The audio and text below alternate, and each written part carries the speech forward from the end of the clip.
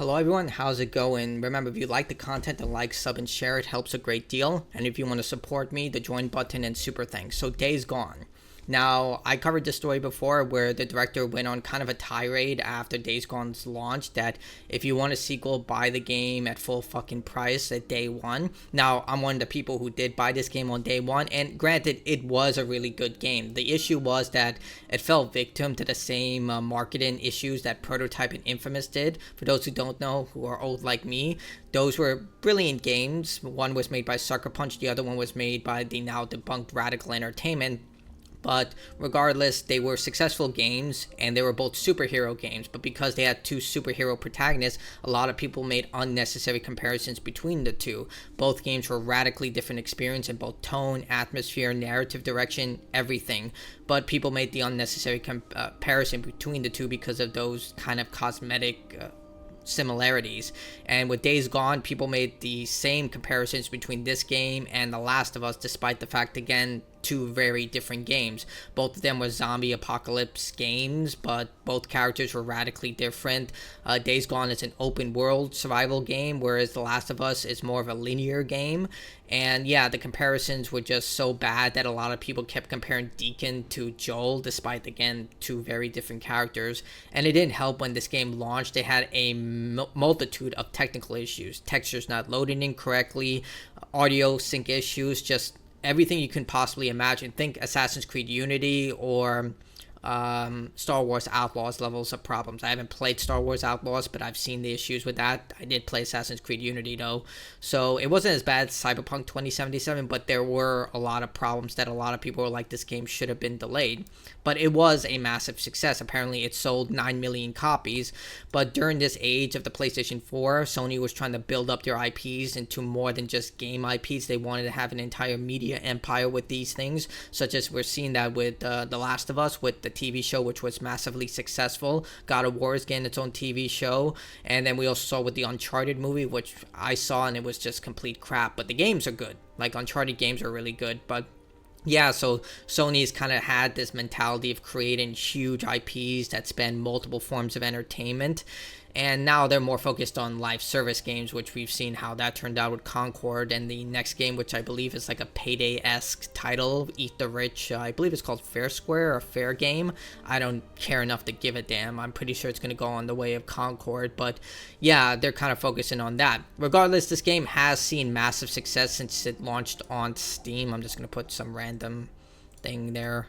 Yeah, as you can see here, it has a very positive ratings because, you know, once it released on Steam, they ironed out all the issues, and the game works now in a lot more capable capacity. And then a lot of people were asking, what about a sequel to this game? Because unfortunately, and this is not really spoiler anymore because this game is over like 5 years. No, it came out in 2017, I believe, on PlayStation 4. But it's still like pretty old. There's a massive cliffhanger if you get the true ending of the game. And unfortunately, that's never going to happen. Now, I thought this was true or not, but when I started to do research into this game, apparently there was a sequel, but there haven't been confirmed reports that it is. It said that it was in early development, then there are contradictory reports saying it wasn't. It wasn't like with Alan Wake 2, the original concept of Alan Wake 2, which became Alan Wake American Nightmare, where they actually had a playable prototype. It seems that this was just kind of a concept stage to see where things would go, but of course Sony canceled it despite 9 million sales because they just didn't see the viability of this IP, despite the fact, like, there are a lot of people who did enjoy this game.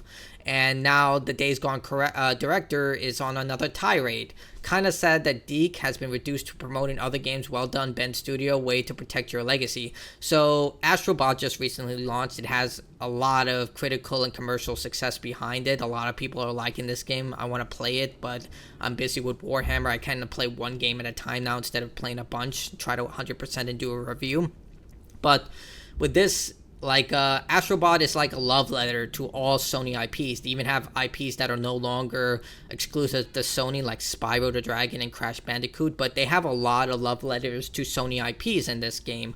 Like, Bloodborne is in here, Uncharted is in here, God of War. It's just like a complete tsunami of just great nostalgia, while also maintaining its own legacy and its own identity. It's really hard to do that, but they did it in a very tasteful way. A lot of people are saying it's just plain fun, a good game. And after the massive disappointment of Concord pushing a message, being a very lackluster game with mediocre elements, I feel a lot of people just wanted a game that just plays well, because back in the day, Sony was actually known for more mature titles, great single player experiences, and they've kind of like lost their way in a way, but they can still deliver like very tame, moderately priced game. Like, I thought this game was going to be $70. It's $60. That's insane.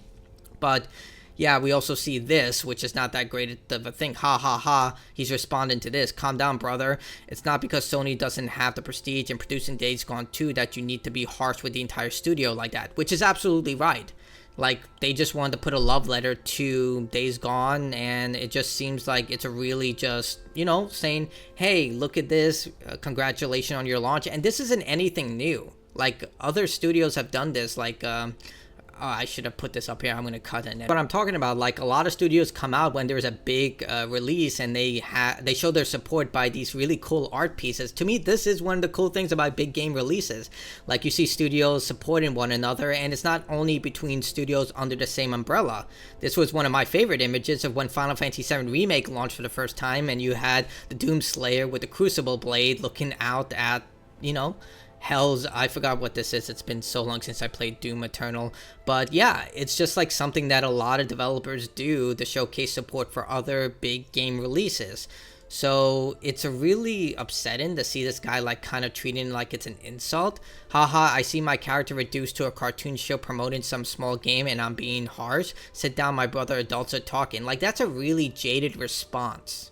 Like, dude, they're just showing their support for the game, and I think that's a really profound way to show, hey, Deacon is still beloved by a lot of people. Like, I mean, look at the reviews on Steam, and considering that Sony kind of have botched their PC image with requiring PlayStation accounts to be linked even with like future releases, this is showing that there are people who do like this game. Hopefully one day Sony might, get their shit together and say, hey, there's a big demand for a Days Gone 2. Maybe we can capitalize on that and give it to Bend Studio to try something. Granted, they are working on a brand new live service game, so I don't know how long that will last, but I'm just saying, like, go back to what works instead of what doesn't. But everyone chases that live service pie despite the fact that it's been split so many times. All that's left is the pan, and now even the pan's gone, and all that's left is the table. I guess they can divide the table next.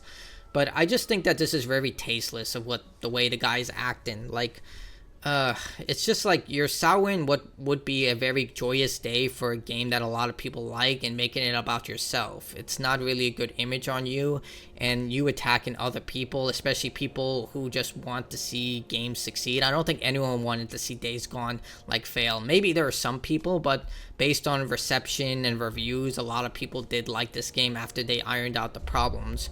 But tell me what you think in the comments below about all this. I just think that this guy is going a little too off, and he's like, yeah, he was the director for Days Gone, but dude, this game, it didn't turn out the way that you wanted. That sucks, but that's no reason to tarnish other people for, showing support for other developers, especially the one that you worked for. Either way, tell me what you think in the comments below. Love to hear your opinion. That's it for me. Bye.